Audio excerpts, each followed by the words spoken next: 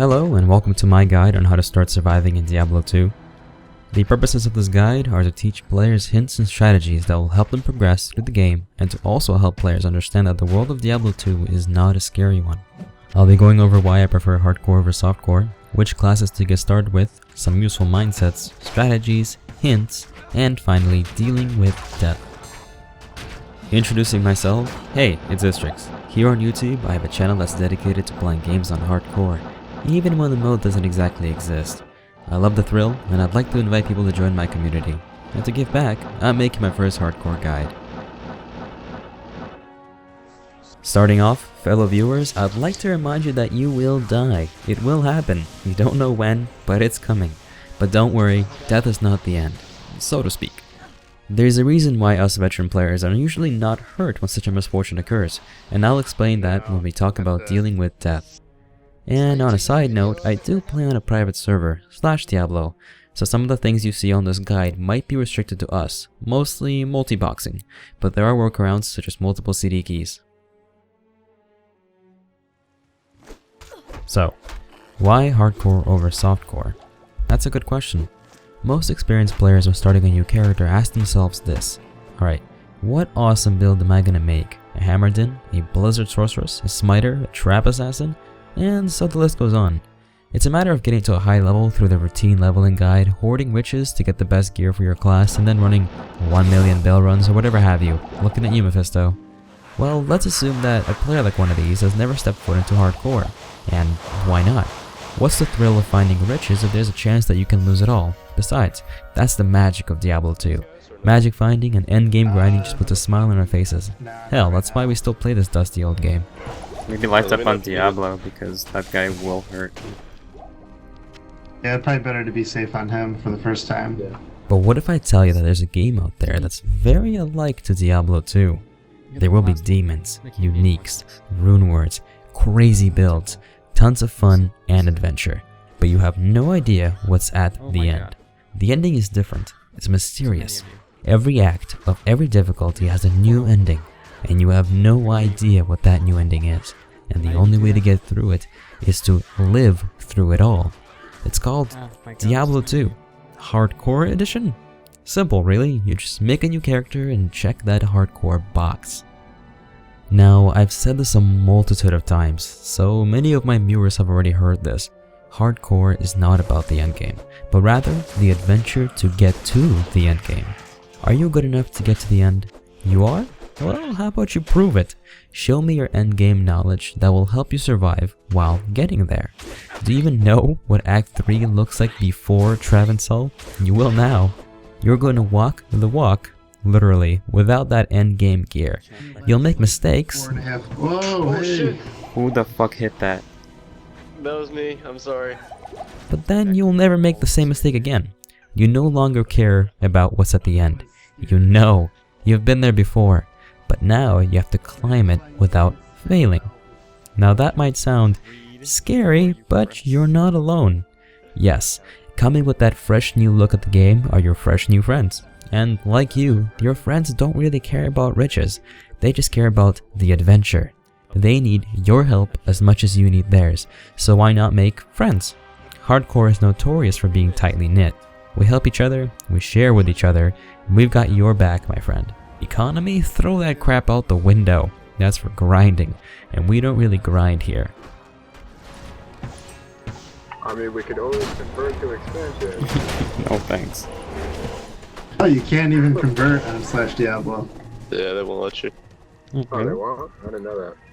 Why won't they Yeah. let us? A lot I of don't people were just doing classic rushes, and then to get a bunch of forges basically, and it was like inflating the softcore rune market, and the people on softcore care about their economy more than the gameplay, so they stopped it. So stupid. So, in a nutshell, why do I prefer hardcore over softcore? Well, for one, friends with benefits. Hardcore has a friendly community. Endgame, schmendgame. This is all about the adventure. Go crazy with mediocre builds. 3. Stop grinding and start playing your favorite game. And lastly, Appreciate your characters and you will feel the rewards. I mean, this is not going to be easy, so be proud that you got through it.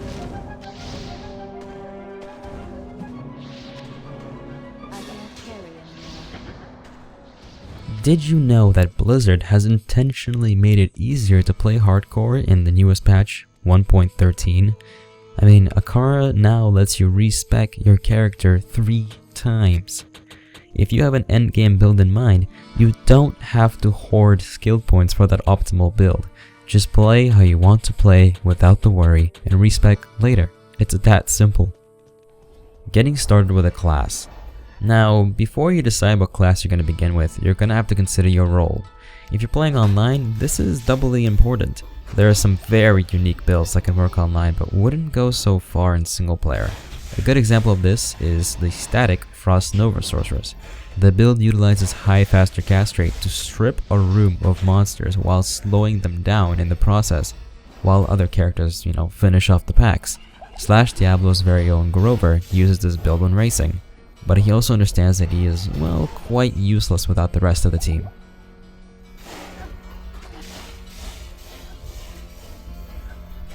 Playing single player requires you to cover all the bases: offense, defense, and crowd control. But before you start thinking about the most optimal class, realize that any class can get the job done running single player, even on players 8. So to get started with a class, open up their respective skill trees and think to yourself, what can I do to cover all the bases? Endgame doesn't really matter here, you're living in the moment now. What about a martial arts assassin? I know, not a very popular choice, but you have everything you need: good offense, good defense, and exemplary crowd control. This is what I was thinking when I was getting started on my hardcore playthrough here on the channel. So dissect the class, figure out what works, roll with it.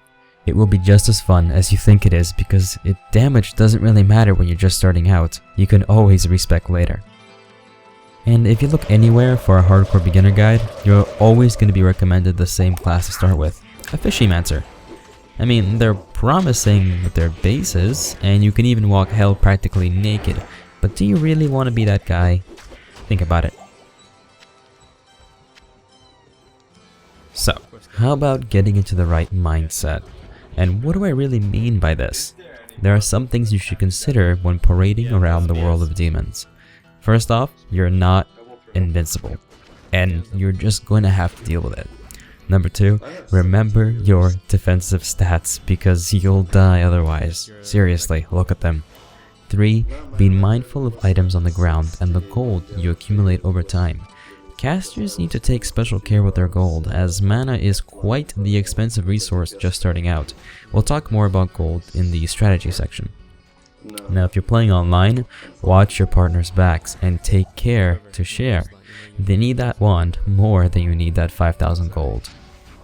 Hey guys, this guy's lightning enchanted. I'm just reminding you all. I do have lightning. Yeah, use that. Use lightning thing. Oh, one. Anybody have ID scrolls? But Kane will ID it for free. So how do you deal with these mindsets? It's quite simple actually. Common sense. You really only need common sense to beat the normal mode. I mean, is that room full of baddies? Don't rush in. Is your health low? Drink a health potion. Is it about to be low? Put the hand on the trigger. Are you prepared to face these scarabs with your high lightning resistance? Are you prepared for any emergency? Do you have any full rejuvenation potions handy? Is your scroll of town portal bound to a shortcut? Just some things to think about. And you'll notice a lot of this when you see our group on Slashdiablo race to the top. I mean, more often than not, we're missing equipment when we defeat the primevals, and I would have never been able to defeat Bale without my +1 to strength gloves. However, that goes to say simply because there was a multitude of us. I mean, when you're facing the evils alone, on players 8, you need a bit more than just common sense. You're going to need defense, resistances, crowd control. Is this starting to sound familiar? So that's when you're going to have to come up with some strategies. See what I did there? Throughout this guide, we've already talked about some good strategies, but now we're really going to expand on them, starting out with the fundamentals. Attributes. If you ever read an endgame guide, it will tell you the same things. Get enough strength to be able to wear your equipment, get enough dexterity to reach max block, if applicable. Don't bother wasting points into your energy, and place the rest of your points into vitality, as you will surely need it. In hardcore, there isn't much of a difference, as that is really all you want to think about. Although, we do have 3 respects handy. When you're just starting out, consider your armor. You're not going to have that overpowered gear when you start out, so you can forget about it. You're going to need at least 36 strength for that godly ring mail. Hell, I would even go up to 48 because you can get some magical stats on a chainmail, and I'll mention this again soon. Dexterity is not as important as a lot of people seem to think. I mean, it's important for block as well as attack rating, but it really depends on what class you're playing. Are you going to be a holy free zealer? That's pretty badass. Well, then you're going to probably want to invest some points of dexterity for the attack rating alone. But if you're a caster, you're probably going to have better things to worry about than max block, especially during the earlier difficulties. But hell, that's a different story. But then again, it is quite a long way away. Now, you know how you always wanted to put a few points into energy, but everyone told you not to? Well, it can't hurt you, especially during normal. I mean, if that's what's more important in this situation, then go for it. I mean, it's worth a second thought. And of course, vitality. It's, vital? You know what to do. Now, let's shift gears and talk about gold. Oh yes, precious gold. Pretty useless endgame. Pretty useless most of the time, actually.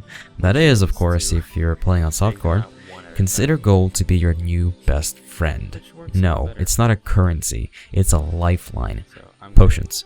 Lots of potions. You'll need them, especially when you're just starting out on hardcore. I mean, there are many ways to get gold, and there are many reasons you need it. Actually, gold is a new way you're gonna survive all the way through normal and nightmare, maybe even early hell.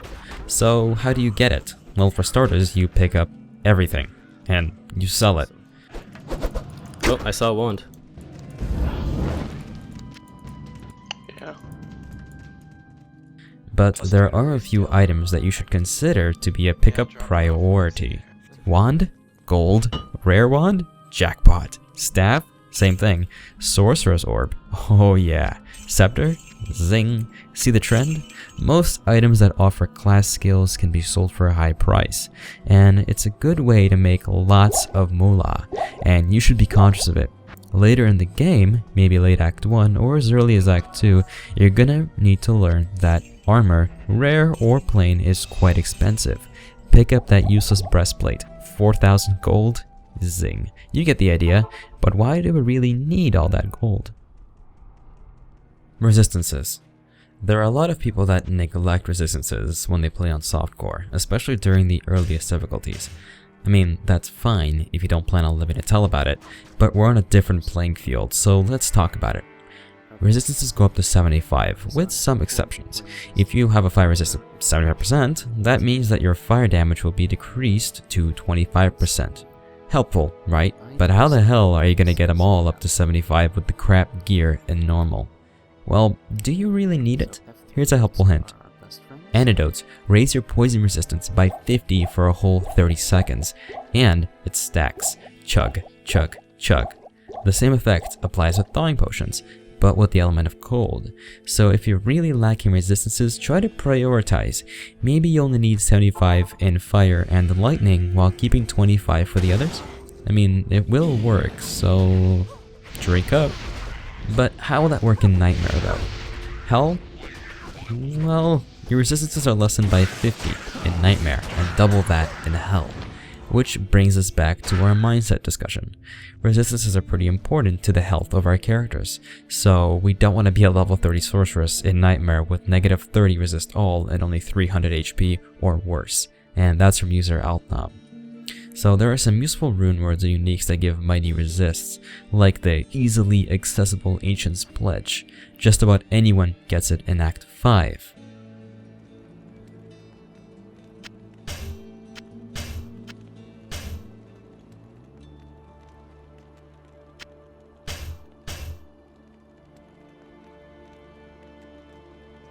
But there is one way you will get the resistances you need. One dark way. It's a risk, but you're willing to take it. You might never go back. It's like a highly addictive drug. You need it. You want it. Oh my god, these gloves are glorious. Oh yes. Oh yes. Gambling. I don't have a problem, okay guys? Seriously, jeez. It's honestly, it's really good. Anyway, a little while ago we asked the question, what do we need all this gold for? Why, gambling of course. I mean, drink from the sweet nectar of randomly generated stats. Bask in the glory of boots that give you fire resistance, lightning resistance, and faster walk run. Weep. Let the tears run down into your empty pockets. It's a thrill, really, but yeah. Gambling is a surefire way to get amazing gear, so long as you can pay for it.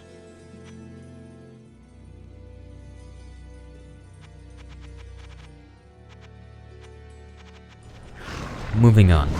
Crowd control. Now, everyone has one way or another to manipulate the monsters around them. Freezing, fearing, blinding, barriers, curses, and temporary conversion. Now, learn to use them and learn to love them. This applies to when we talked about exploring classes. There are many skills that experienced players would say that are really not that useful, for an endgame build that is, but, I mean, you have the freedom, so how the way to victory? Everyone needs a crowd control for a large pack so that they may prioritize targets or escape. It's a good thing to think about, so definitely give it a go. Mercenaries. There's a lot we can mention in this section, but this is a beginner's hardcore guide, so I'll just mention that Act 2 mercenaries offer a multitude of benefits, like defense, or crowd control, etc. So take care of them. Like them. I mean, they're there to help. No, what class? Offensive abilities. Well, there isn't really much to cover in this segment, but it is noteworthy to mention that all characters should consider how they deal with immunities. Those can exist in normal too, so keep in mind that you should probably use more than one element, if you can, that is.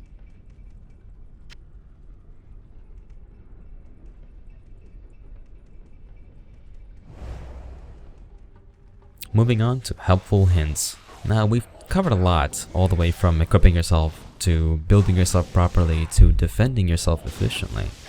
But there are a lot of these helpful hints, that some of which we might have already mentioned. But I thought it'd be pretty good to end on a good note before we start talking about dealing with death, so here we go. Practice, practice, practice. The best way to get good at not dying is to keep practicing. You can bind a Scroll of Town portal to an F key. You should do it if you need to get out of a bind, quick. Antidotes and thawing potions increase resistances for a duration of 30 seconds and they stack. Skill-giving items and heavy armor offer large sums of gold when sold. Charms add up, especially when they offer a little bit of resistances. If you're a melee character, make sure that you have a 1 to 2 damage cold charm. It's extremely valuable. Mercenaries are your best friends, gear them and maintain them. I found that the best level range to gamble is in the mid-20s. Carry lots of extra potions, including rejuvenation potions. Only 3 are needed to upgrade to a full rejuvenation potion.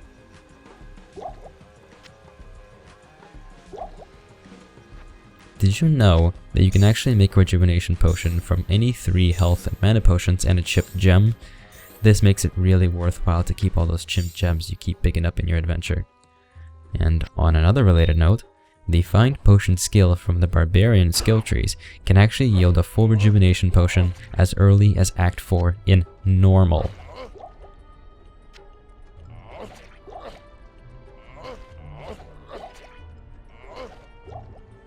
When you're playing on multiplayer, don't forget to unlock your character so that your friends can loot you when you die.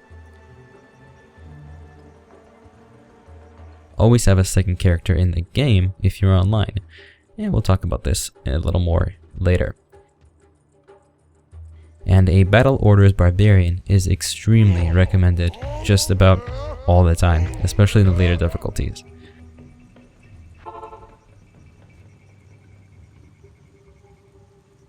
Use your head and don't overextend.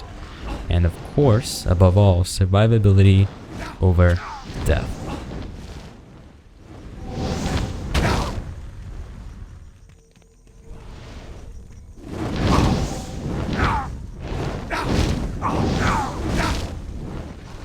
And now for the morbid part. Warnings and dealing with death. Now, there's no room for tears in hardcore. You will die, eventually. We've all died. We put a lot of effort on the So line. many people at once. Well, I'm the only one there. Ooh, you're gonna love me. That was great. Oh. Someone done goofed. Grover, guess what I found? Faster cast rate ring? 10 faster cast rate, 19 mana, plus 9% fire resist. That would have been helpful. Oh, plus 4. Yeah, I definitely need fire resist before going into this. But that's the reason why it's so much fun. I mean, learn to love your character and you will feel much more rewarded when you see that character succeed. That's the whole point of this guide. I'm not telling you how to be the best hardcore player out there. I'm trying to give you a little push into that other side of gaming and teaching you that it's not so bad. It's actually a great place.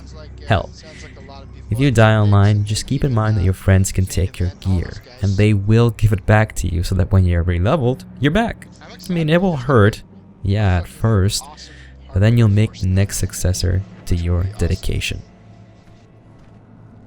Yeah, good that they finally decided to play for real. Yeah.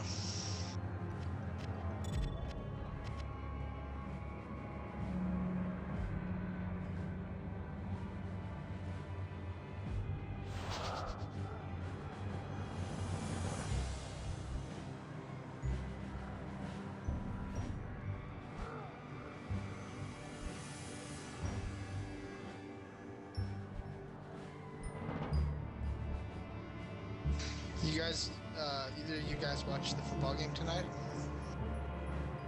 Huh? Did either of you guys watch the football game tonight? I'll tell you a story about how I started playing hardcore. I was going on vacation with my family and decided to bring my laptop over for the plane rides. I loaded up one of my favorite games, Diablo 2, and thought, what the hell, I'll play hardcore. It's not like I really care what happens to my character after this plane ride. It was all a big joke when I typed in /players8, and after I created my first character, which was an Amazon by the way, I started playing. And playing, during checking, I was playing, on the plane, I was playing, and I didn't die. I was so immersed into this game that I've been playing for over a decade. And why? It hasn't changed one bit. So why was it so awesome? When I was in checkout, having just finished vacation and awaiting the plane, I was playing on my level 34 Amazon. There was a kid looking over my shoulder, overly curious about why a grown-ass man is silently freaking out over a simple video game. Well, it was not.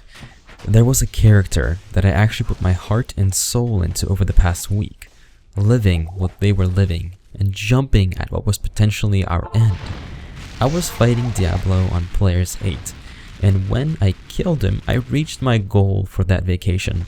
I grinned, and I silently gave myself a little fist pump, just as my girlfriend was rolling her eyes at me. I mean, here's my Amazon. This isn't just a crappy, undergeared level 34 Amazon.